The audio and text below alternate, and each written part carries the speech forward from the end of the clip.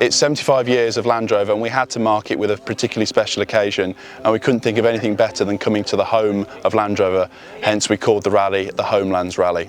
Packington Hall is key in Land Rover's history because it's so close to the factory, and the iconic Packington Ford, which we've been using today to take these lovely vehicles for a little trundle through the water.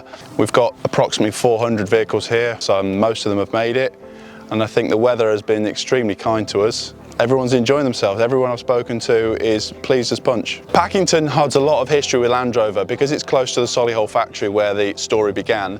The quarry, which is just over the other side of the estate, was used in the early 4x4 testing, and the Ford for its water testing abilities and Fording for the Land Rovers. It's quite a formidable Ford at the best of days. This year we've been fortunate with the good weather. It hasn't been too deep, so we could allow these vehicles to have a trundle through, and we've had probably 200 or 300 vehicles through the Ford this weekend. Our traditional rally moves around the country each year for the Series One Club. It makes it fairer for those that have to come from all corners of the UK and indeed all over Europe. So we try and mix up the places we go, although I would love to come back to Packington Hall because it's been such a good venue.